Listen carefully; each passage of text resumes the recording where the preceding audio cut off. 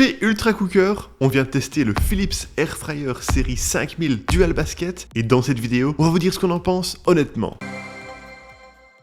Et si ce produit vous intéresse, sachez qu'on a mis un lien avec son meilleur prix juste en dessous de la vidéo. Cet air fryer est clairement massif avec ses dimensions de 44 par 38 par 35 cm et son poids de 8,7 kg. Son cordon d'alimentation mesure quant à lui 1 mètre de long. Cette grande taille lui permet d'intégrer deux cuves de 6 et 3 litres chacune, pour un total de 9 litres.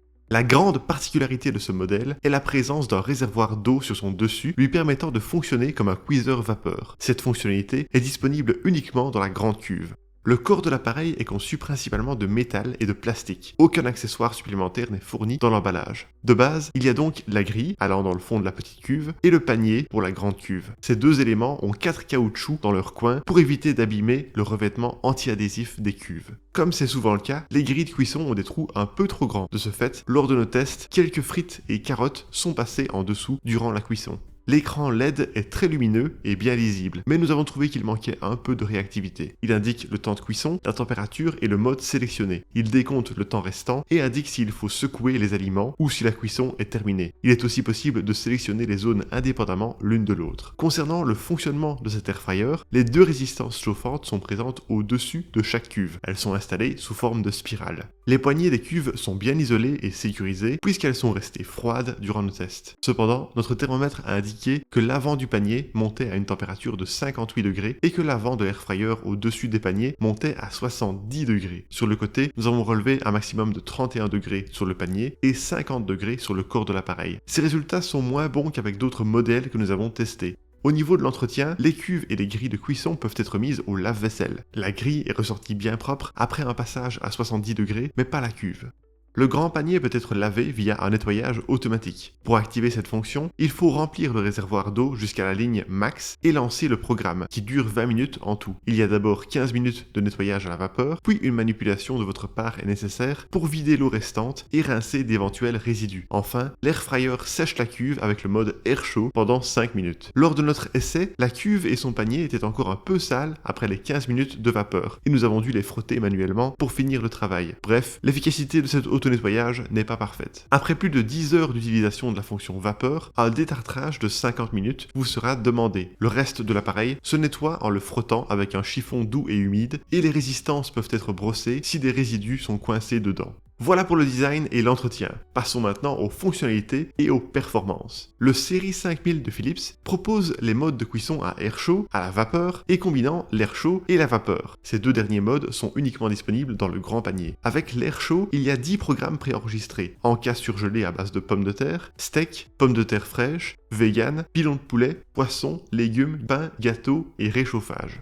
Avec la vapeur, il n'y a que 5 programmes disponibles. Pommes de terre fraîches, pilon de poulet, poisson, légumes et raviolis. Quant au mode à air chaud et vapeur, on a droit au programme accessible avec la vapeur, ainsi qu'au programme pain et réchauffage. En plus de ces programmes, il est bien sûr possible de paramétrer manuellement le temps de 1 à 60 minutes et la température de 40 à 200 degrés. Seule la vapeur doit rester à 100 degrés. Comme autre fonctionnalité, vous pouvez activer ou non le rappel sonore de secouage des aliments à la mi-cuisson et synchroniser la fin de la cuisson des deux paniers, ce qui est pratique. Durant nos tests, nous avons vérifié la température réelle atteinte à l'intérieur des tiroirs. Nous avons constaté avec notre thermomètre à sonde qu'il y faisait 199 degrés lorsqu'on avait sélectionné une température de 200 degrés. L'air fryer est donc fiable en termes de température atteinte. Pour tester ses performances, nous avons cuit divers aliments avec la fonction à air chaud. Des frites allumettes, de l'aubergine en rondelles, une cuisse de poulet et des nuggets. Nous avons utilisé le programme qui correspondait le mieux à chaque cuisson et voici nos résultats. Lors de la cuisson de 300 g de frites allumettes surgelées, nous avons commencé notre test dans la petite cuve. Mais vu les résultats décevants à cet emplacement, avec une cuisson non homogène, nous avons tenté un second essai dans la grande cuve. Après 15 minutes, l'homogénéité de cuisson était un peu meilleure que dans la petite cuve, mais ce n'était pas encore parfait. Nous vous conseillons donc de fortement secouer les frites à la mi-cuisson afin d'améliorer l'homogénéité du résultat. Nous avons également cuit une demi-aubergine coupée en rondelles dans le grand panier. Après 12 minutes à 180 degrés, les rondelles étaient presque parfaitement cuites. Selon nous, 2 minutes supplémentaires auraient rendu le résultat parfait.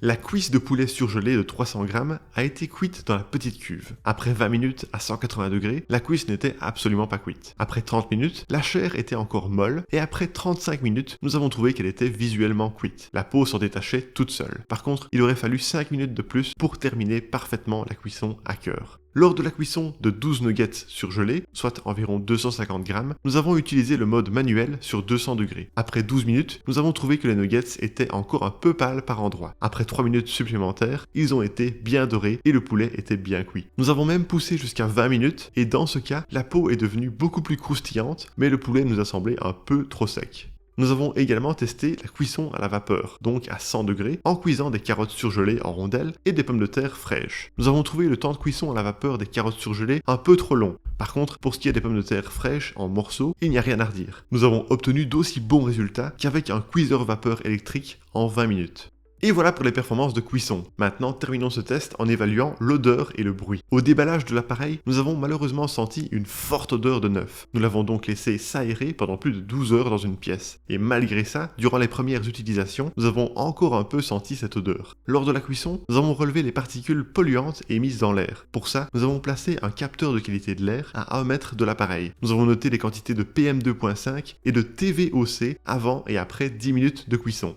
Notre capteur n'a pas relevé de différence significative de particules émises suite à la cuisson, ce qui est une bonne chose. Nous vous recommandons cependant de bien aérer la pièce avant et durant l'utilisation de cet air fryer, surtout au début. Au niveau du bruit, nous avons noté que l'appareil était particulièrement silencieux. Avec le mode vapeur, le bruit a été contenu entre 33 et 39 décibels. Le mode air chaud est quant à lui monté à 39 décibels, ce qui est très discret. Par contre, le signal sonore de rappel de secouage et de fin de cuisson aurait pu être un peu plus audible afin de pouvoir l'entendre depuis une autre pièce.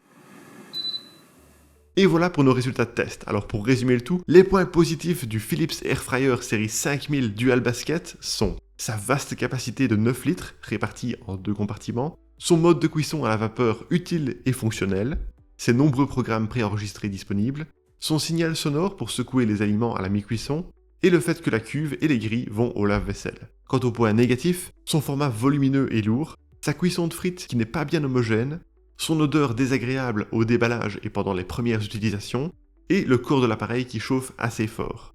Et voilà qui termine notre test, merci beaucoup de l'avoir regardé. Pour rappel, vous trouverez le lien de ce produit avec son meilleur prix juste en dessous de la vidéo. Et si vous aimez les tests honnêtes d'Airfryer et que vous voulez soutenir notre travail, ça nous aiderait énormément si vous vous abonniez à notre chaîne YouTube.